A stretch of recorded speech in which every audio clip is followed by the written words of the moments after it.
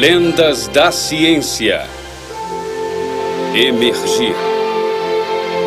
Distribuição Sinapse. Versão brasileira RGA Rio.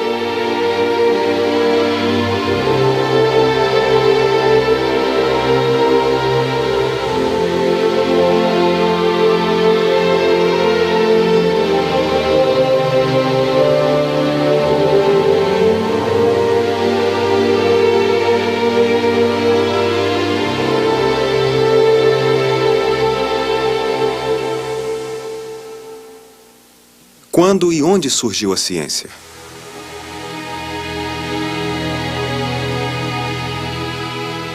A ciência tem uma história que é incontrolável e irreversível. Ela é irreversível como um fluxo, como um rio. Costumamos olhar os rios como se fôssemos um satélite, ou como se os víssemos do alto de centenas de quilômetros. Ou melhor, como se os lêssemos, desenhados em um mapa. Seja o rio Viena, o Garonne, o Danúbio ou o Yukon. Pode-se ver uma linha bem desenhada, percorrer um país e se jogar em algum mar e começar em uma nascente.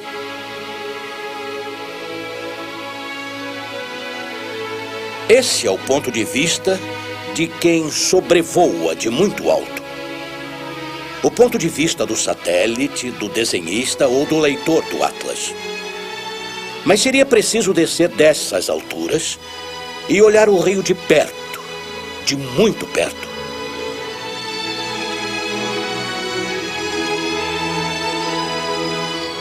Os barqueiros sabem que não se desce tão facilmente um rio.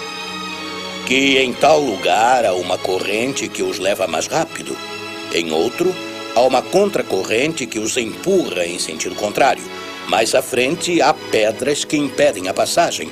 E em latitudes mais altas, às vezes o rio congela. Em um certo momento da noite, ele fica obstruído. É preciso esperar a desobstrução. A história flui assim. Não de maneira simples e irreversível, mas de maneira complicada. Considerar esse fluxo ou rio acarreta a ideia de que eles possuem uma nascente, uma espécie de laguinho. Nessa poça está a fonte do Danúbio ou do Sena.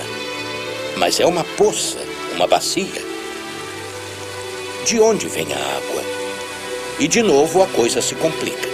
De fato, é mesmo contraditório, mas a nascente é uma desembocadura. A nascente não está completamente rio acima, ela já tem um aval. O aval de 1001 pequenos arroios e canais que vão em direção a uma determinada pradaria. A uma camada de água subterrânea, de 1000 pontos de uma geleira, de chuvas residuais que formaram uma poça adiante.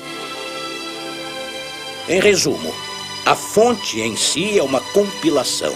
O mesmo ocorre para as ciências. Acredita-se, em um determinado momento, que foi descoberta a nascente em algum lugar. Aqui, dizem, nasceu a geometria. A química nasceu em certas culturas e acreditam ter descoberto a sua origem. Mas, de repente, a origem foge. É preciso voltar ainda mais longe, como a fonte do Danúbio ou do Sena. É preciso tentar encontrar os pequenos arroios que alimentam a bacia de compilações que é a nascente. Portanto, o problema da origem deveria ser solucionado de duas maneiras. Em primeiro lugar, voltando além do que se acredita ser a origem. Em segundo lugar, fazendo proliferar o que se acredita ser único. Não, a origem nunca se encontra em um lugar, um momento, uma cultura, na cabeça de um homem ou em uma circunstância particular, mas se multiplica em diversas circunstâncias e lugares. Seria preciso acostumar-se a dizer, em vez de a origem de uma ciência, as origens. É sempre uma vantagem falar no plural.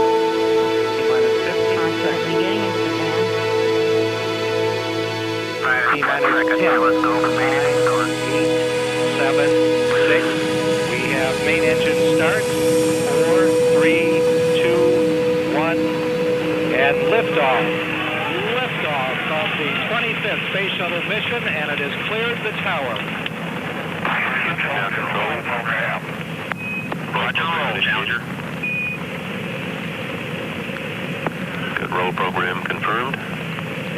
Challenger now heading down range.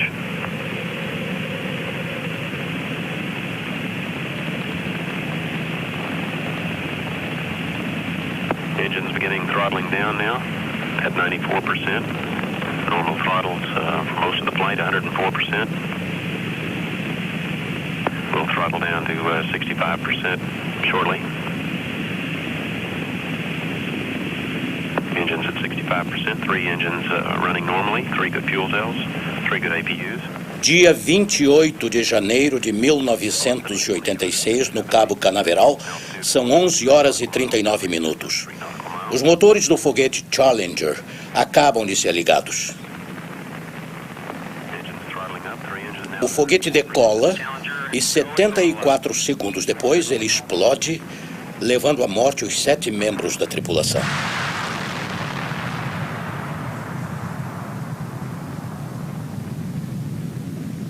Essa viagem se termina com a morte. Às vezes, os romances, narrativas e relatos completamente imaginários dizem a verdade. Relatos mais verdadeiros do que eles próprios. Então, em 1865, Júlio Verne, romancista de profecias, como se dizia, escreve um romance que acompanhou a nossa infância e que se chama Da Terra à Lua. Se um obus fosse atirado em direção à Lua, escolhida como alvo, seria preciso calcular o tamanho e a inclinação do canhão. E resolvem construir esse canhão. Não no Cabo Canaveral, mas quase no Cabo Canaveral. Isto é, na península da Flórida. Por quê?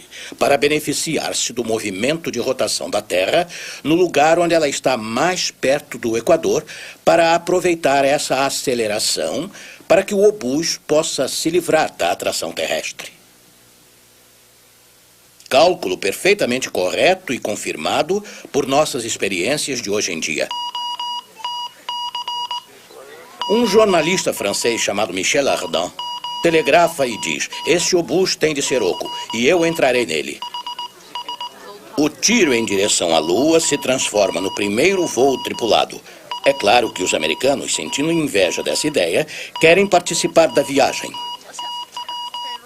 Michel Ardan e os 2 americanos, Nicholl e Barbicane, se instalam nessa bomba, nesse obus.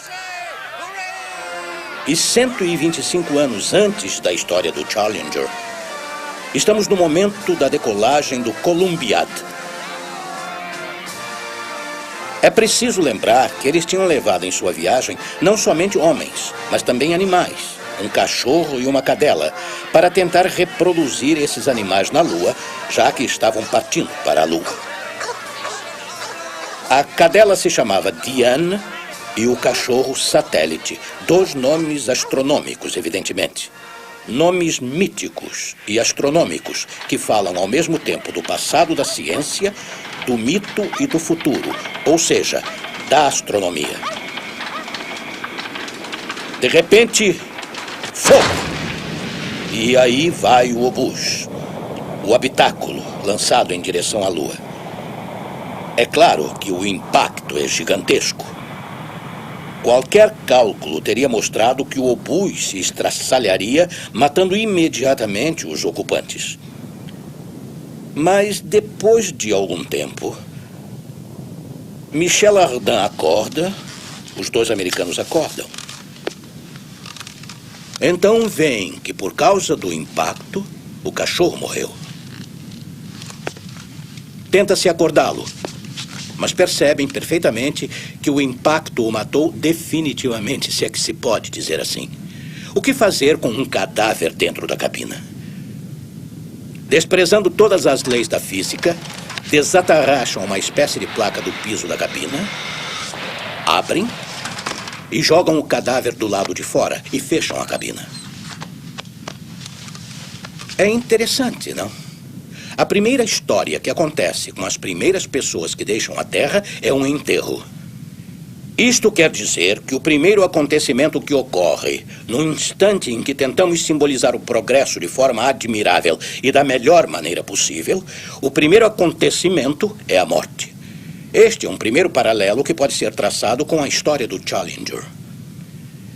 E algumas horas mais tarde, levantando a cortina de uma janela, os ocupantes percebem, de repente, que entre eles e os planetas, entre eles e os objetos observados, há uma espécie de objeto completamente fixo com relação à cabina, que segue a cabina na mesma velocidade que ela e que provavelmente se transformou em seu satélite por causa das leis da mecânica.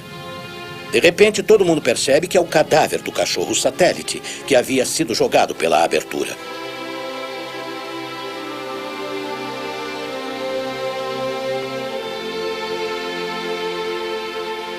É claro que se estivessem na Terra e tivessem enterrado o cadáver, a Terra teria causado o esquecimento do cadáver, porque caminhamos sobre a Terra sem saber que ela é a casa dos mortos, a casa de todos os mortos desde que o mundo existe. Quando apenas uma fina placa de metal separa os pés dos homens do vácuo transparente, o cadáver volta.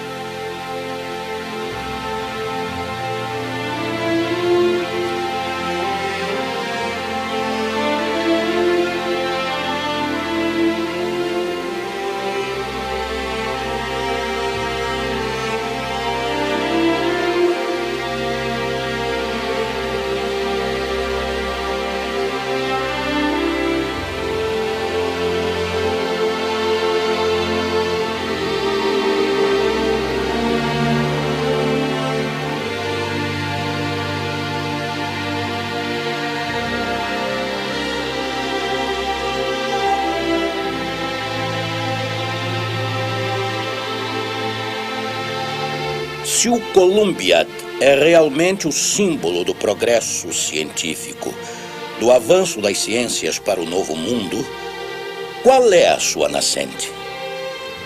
O fundo desse poço sombrio e escuro é o fundo do canhão. É daí que vem a viagem. É das profundezas da Terra que surge a viagem em direção ao céu. Além do mais, nas profundezas da Terra, há uma tumba, ou seja, a morte do cachorro. Esse cachorro agonizante acompanha o progresso o tempo todo.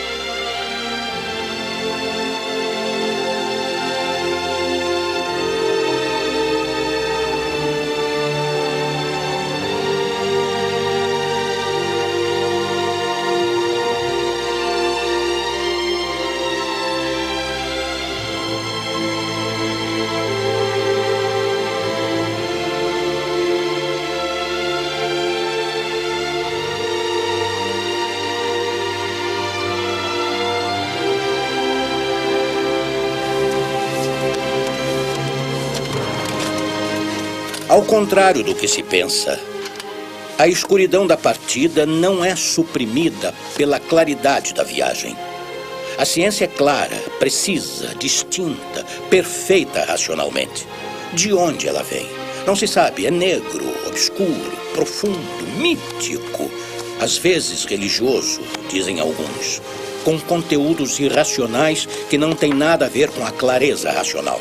De certo modo, um progresso sempre se paga com uma regressão em outro lugar.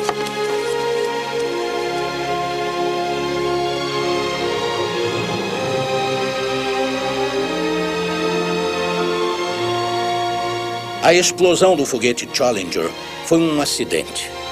De certa forma, o cachorro que segue essa viagem dos 3 homens em direção ao novo mundo é o conjunto dos problemas das ciências que nos perseguem desde sempre em nosso avanço em direção à clareza.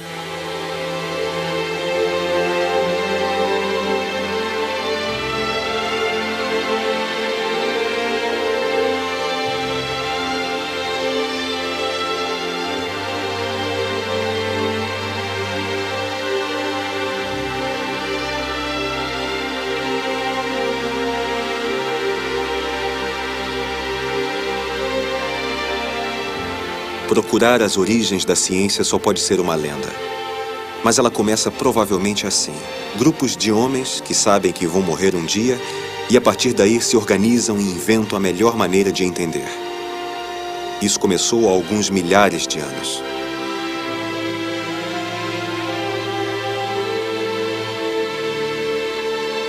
Há 200 mil anos, apareceu o homem, como conhecemos hoje em dia. Era uma população de uma centena de milhares de pessoas. Ela se situava em algum lugar entre a África do Leste, o Oriente Médio e a Península Indiana.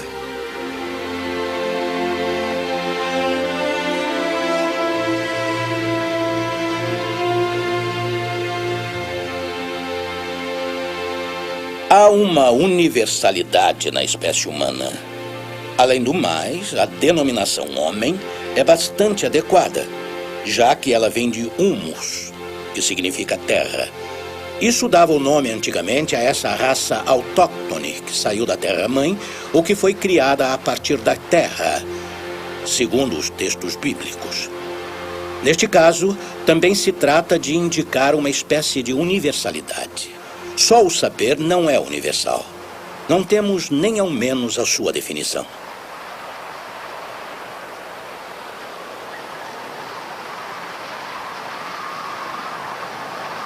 Os primeiros homens que se conhecem nasceram na África, provavelmente depois de um acidente geológico. Houve o que se chama abertura do Rift africano.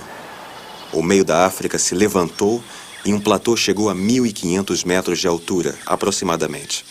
Esse umbral parou as nuvens vindas do oeste. Dessa forma, a parte leste do Rift africano ficou ressecada e de uma paisagem de floresta passou-se a uma paisagem de savana. O conjunto da floresta era povoado por macacos. Depois da curvatura do continente africano, os macacos da parte leste começaram a viver em uma paisagem de savana sem árvores.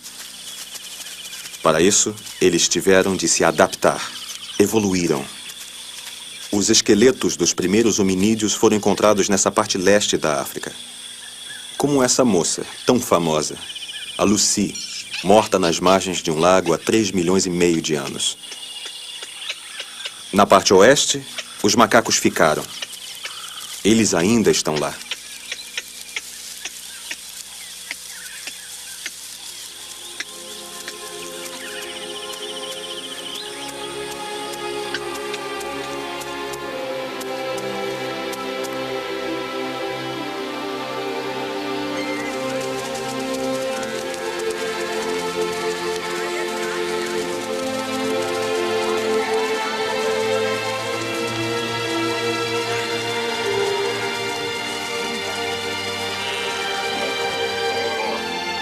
Pinturas encontradas nas cavernas de Tassili, mas também em outros continentes, as cavernas de Altamira, na Espanha, de Lascaux, na França, ou outras na Patagônia. Os primeiros rastros dos homens que viviam ali. Há 10 mil anos, éramos 2 milhões de indivíduos.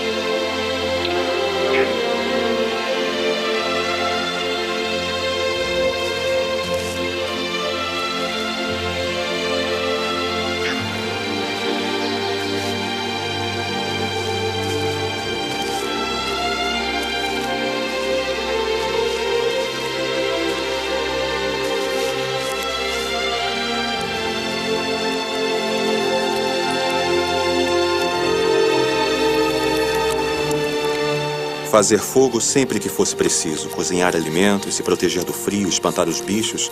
O homem não é mais um caçador como os animais selvagens. Ao controlar o fogo, ele entende o outro fogo, aquele igual ao seu, que ele acaba de inventar, o do raio, das florestas, dos vulcões. Com o fogo dominado, ainda não nasceu a ciência, mas sim a técnica.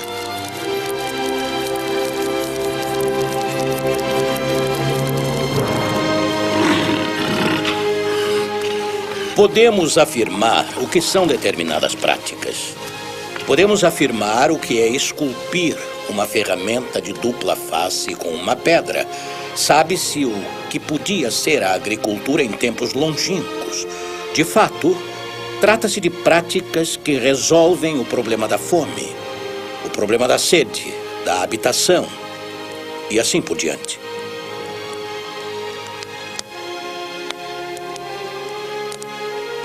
Mas dessas práticas até a ciência, o caminho é muito longo. Então, a teoria prática é uma nascente possível. Mas é preciso relacioná-la a muitas outras nascentes para que isso trace o grande caminho que foi recentemente chamado de ciência.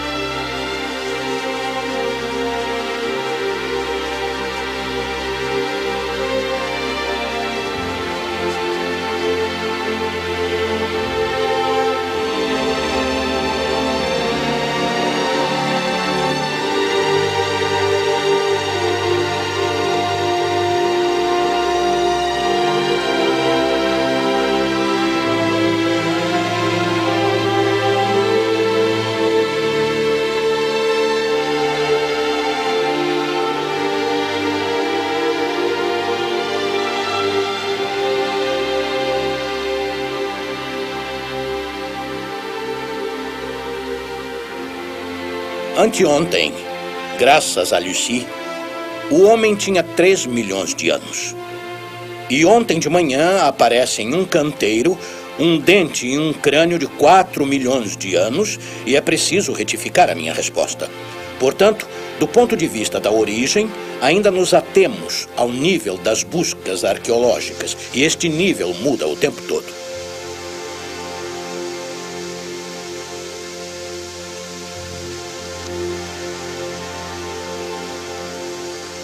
Considerando a complexidade do problema das origens, a partir daí pode-se contar histórias simples. São histórias tão simples que pode-se pensar que são falsas ou cômicas. Por quê? Porque são histórias reconstruídas. Por exemplo, pode-se dizer que nas cavernas de Lascaux há cores. Essas cores devem provavelmente vir de uma técnica que permite extrair corantes. Seria a origem da química. Quem pode negar isso? A pré-história é um momento maravilhoso para os pré-historiadores. Pois o que é a história? Ela começa com a escrita. Mas antes da escrita, não se sabe nada. Portanto, pode-se construir todas as histórias imaginárias e falsas que quisermos. 9 entre 10 livros de ciência começam com esta frase. Se for um livro de astronomia, em todas as épocas o homem observou o céu. Se for um livro de química, em todas as épocas o homem quis tratar a matéria. Se for um livro de mecânica, em todas as épocas o homem observou os objetos caírem. Em todas as épocas, o homem fez isto ou aquilo. O homem. Quem sabe o que isso significa? Homem. Se tivéssemos que fazer um filme, pediria que fosse filmada a imagem desse homem. Esse homem seria loiro ou moreno? Homem ou mulher? Grande ou pequeno? Vestido de preto ou de branco? De que modo estará calçado? O que vou colocar ao seu redor? Que meio ambiente natural, técnico? Que ferramentas colocarei em suas mãos? O homem não existe. Ele é asteca, maia, chinês, do norte ou do sul, é grego, egípcio, francês, inglês. Mas de que época? 20 mil anos antes de Cristo? 25 mil, 10 mil, 4 mil, 3 mil? Esse homem nunca pensou sempre a mesma coisa. Não tinha os mesmos semelhantes ao seu redor, nem as mesmas ideias. Ele não tinha os mesmos costumes. Portanto, não pensava a mesma coisa. Dizem que ele observava o céu. Mas que céu? Para nós, quando olhamos o céu, quando conseguimos, o olhamos por causa das luzes das cidades que nos impedem de vê-lo. Se nós o olhamos ainda, o que vemos? Vemos estrelas, planetas e algumas vezes galáxias. Mas há 3 séculos não se via de jeito nenhum galáxias. Há alguns milhares de anos não se sabia distinguir entre estrelas e planetas.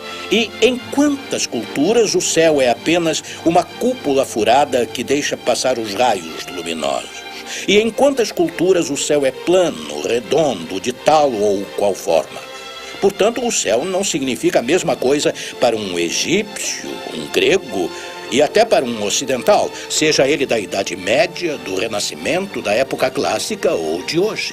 Não é o mesmo céu, nem o mesmo homem. Há uma história dos homens, há uma história do céu. Portanto, dizer que o homem de todas as épocas olhou o céu é completamente sem sentido. É preciso entender direito que esse homem universal, eu não posso mostrá-lo na tela da televisão. Talvez porque ele não tenha nunca existido.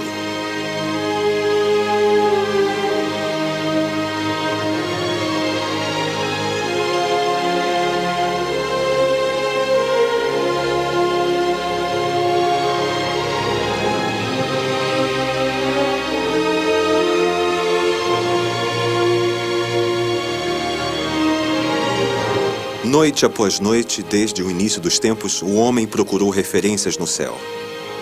Esses desenhos que as estrelas formavam em alguns lugares do céu e que voltavam sempre ao mesmo lugar, forneceram essas primeiras referências, orientações e direções.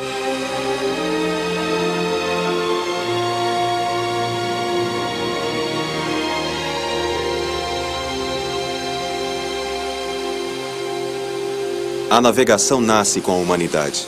Não é mais um tronco cavado que segue a corrente de um rio, e sim a vela e o distanciamento das margens, que acarretam o domínio de uma técnica e o conhecimento do céu como ponto de referência.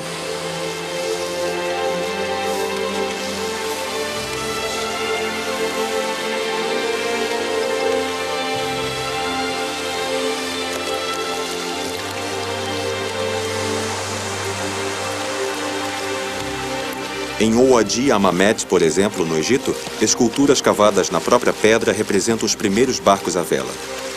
Também nesse caso a ciência nasceu com a navegação? Não. Mas a técnica, sim.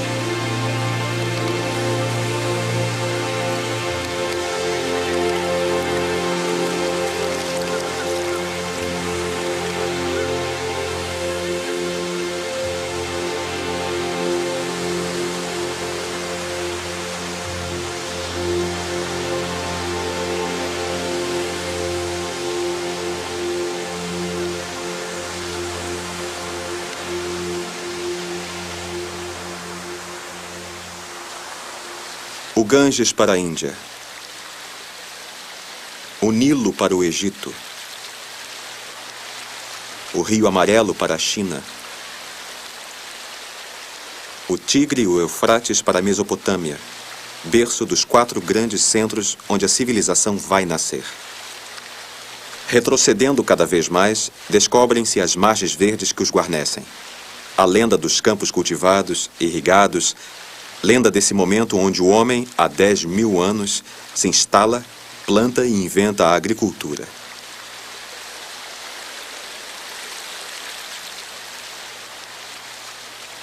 Ao dominar a água para navegar em troncos cavados ou para irrigar os solos, dominando o ar através da vela e o conhecimento do céu que permite que se distancie das margens, dominando a terra ao esculpir a pedra ou, quando através do fogo ele a modela ou faz terracota, o homem não para de percorrer montes e vales para a caça ou a colheita.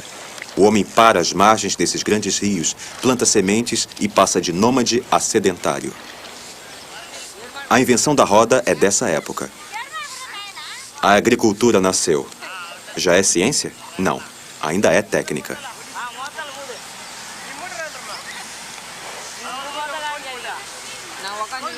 A agricultura domina a terra, a água, o ar e o fogo. Ela é uma politécnica dos 4 elementos. Ela nasceu em todo o mundo entre 9.000 e 7.000 antes de nossa era. No Oriente Médio, ela aparece na cultura de cereais e na criação de rebanhos. Na Tailândia, são a cultura do feijão, da ervilha e da castanha de água que mais se desenvolvem. No México, aparece a cultura das abóboras e das cabaças. Os cachorros são amestrados e usados para a caça. O Oriente Médio e a Grécia veem aparecer a rotação das culturas e a da irrigação. Os mesopotâmios não se contentam com administrar as enchentes de seus rios e constroem diques e barragens para que se possa conservar a água.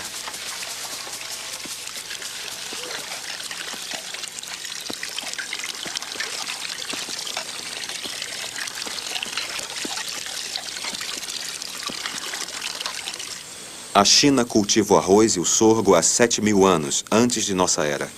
Os habitantes da América, em 3.500 a.C., já cultivam o milho. A tecnologia agrícola começa com pedaços de pau para cavar a terra e enxadas primitivas.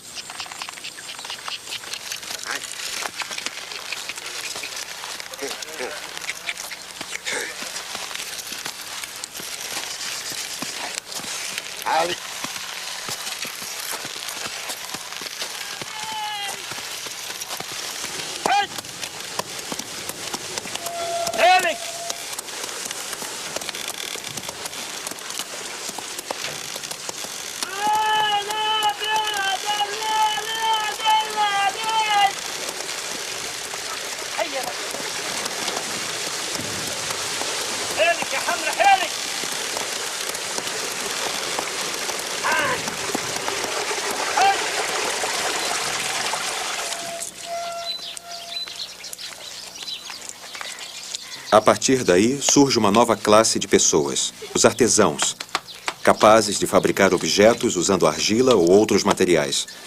Fabricam ferramentas cada vez mais sofisticadas, capazes de trabalhar o metal.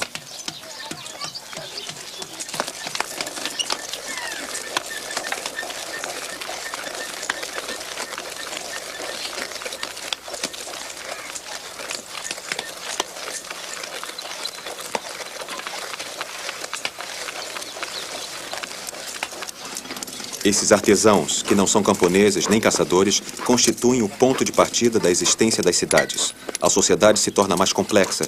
As relações e as dependências entre os membros se intensificam. Todas essas histórias da descoberta do fogo, das primeiras práticas de navegação e assim por diante, são histórias reconstituídas. Mas do ponto de vista da ciência ou da história das ciências, eu gostaria de chamá-las legendas. Mas essa palavra tem 2 sentidos. Em primeiro lugar, o sentido da história, ao qual não se deve dar muita importância. Em segundo lugar, o que há debaixo dos mapas, indicando como devem ser lidos. Acho que deve ser dado a essas histórias o primeiro sentido. Um sentido, sem dúvida, muito interessante, mas provavelmente e completamente reconstruído. É como não se deve ler.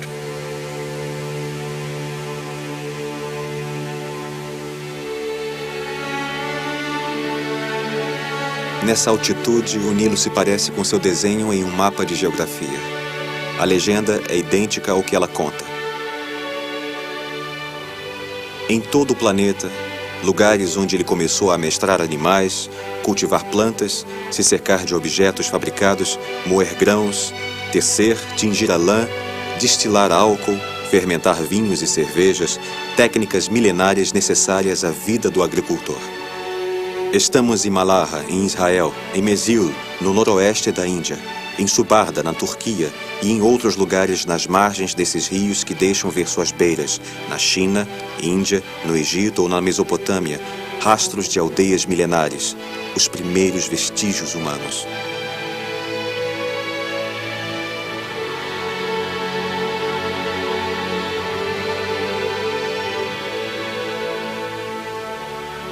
Estamos em 3.500 a.C.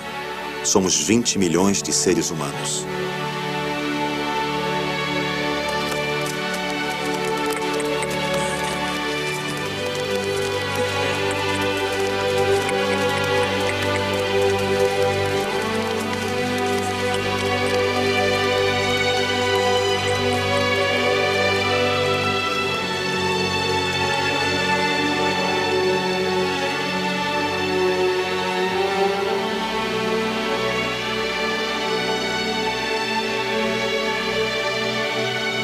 Aqui no Egito, as cheias do rio determinaram completamente a vida dos egípcios.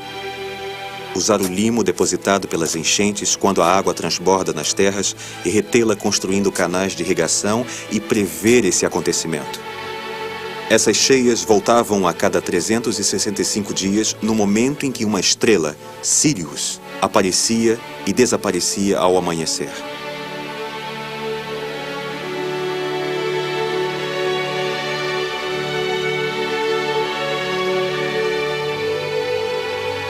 Seria o primeiro dia do calendário egípcio.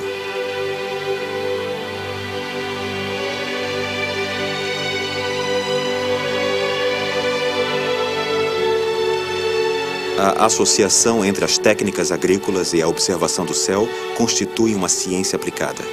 Essa ciência não é possível sem um esboço matemático. E esse esboço dependia da invenção da escrita.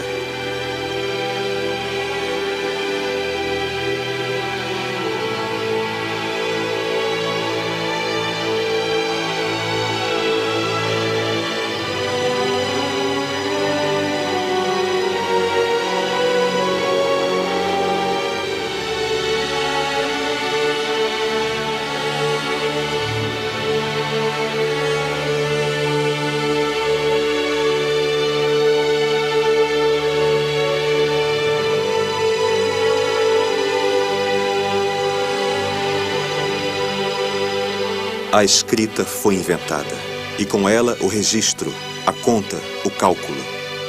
A partir de então, a astronomia, a medicina, a aritmética, as principais disciplinas científicas podem escrever seus nomes em caracteres cuneiformes ou em hieróglifos. Os números provavelmente antecederam as letras. É nesse momento, então, que a ciência nasceu. Temos plaquetas na Mesopotâmia. Temos papiros no Egito. E, em particular, o papiro Hind, que se chama o Manual do Calculador, onde está escrito 16 mais 9 é igual a 25.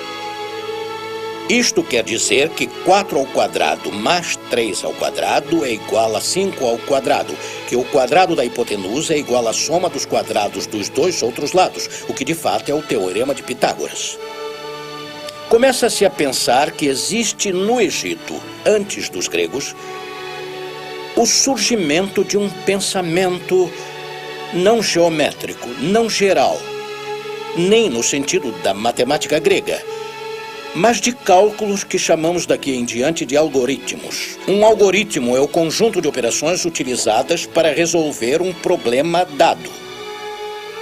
Um pouco como quando se coloca uma operação, se diz, coloca-se tanto embaixo, soma-se tanto e sobra tanto. Agora, de maneira um pouco mais complicada, os algoritmos são usados para resolver problemas no interior de nossas calculadoras e de nossos computadores. começava-se a ter a ideia que eles tinham um pensamento algoritmo que não tem nada a ver com o pensamento geométrico dos gregos, mas é uma matemática realmente autêntica. É que, como o algoritmo é muito bem definido e que está ligado a um procedimento dado para um cálculo dado, ele não é geral.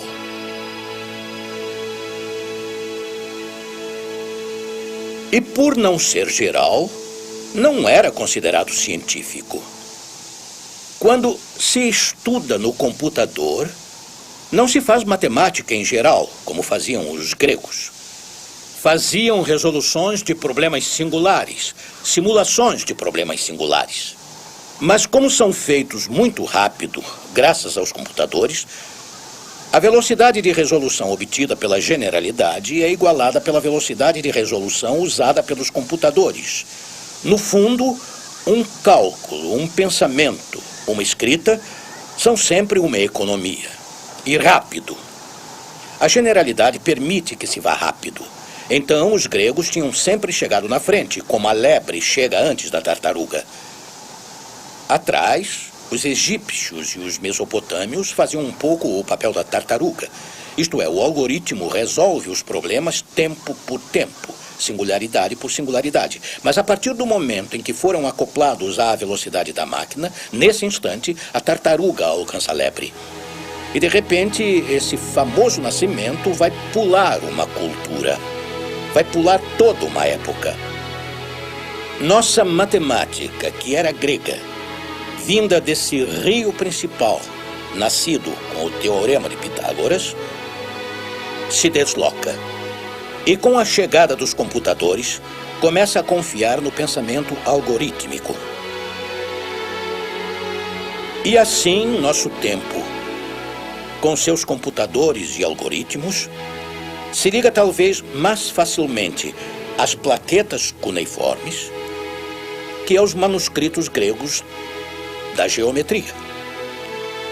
É verdade que o paralelo entre o pensamento que se desenvolve hoje e esses primeiros estados do algoritmo na Mesopotâmia, o curto-circuito é tão fácil de fazer que o curto-circuito entre a matemática que nós usamos e a dos gregos.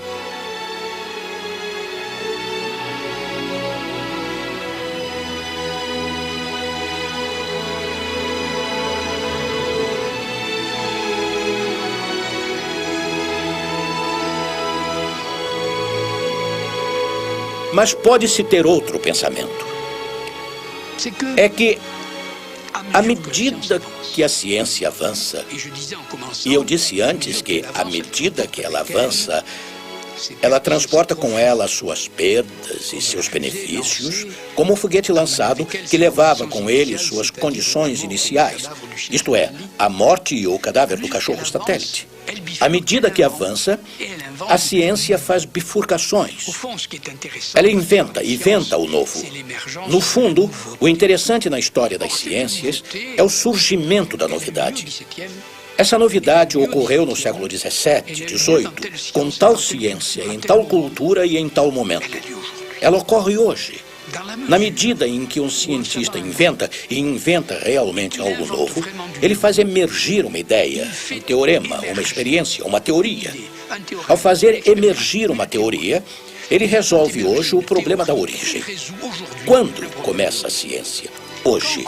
Ela começa hoje, pela invenção de fulano ou beltrano de um teorema realmente novo, pela invenção de cicrano de uma experiência inédita, pela invenção de um terceiro de uma teoria completamente nova.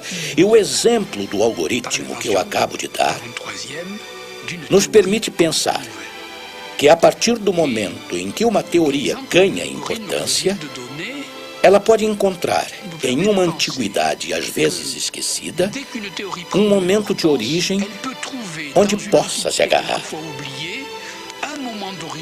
E de repente a história faz uma bifurcação. Não hoje, mas faz a bifurcação com o presente, a totalidade da história das ciências. Como se uma invenção de hoje levasse com ela novamente todo o fluxo. E isso não acontece nunca nos rios. Isso acontece com frequência na história das ciências. 8, 7, 6, We have main engine start. 4, 3, 2, 1, and liftoff. Liftoff of the 25th Space Shuttle.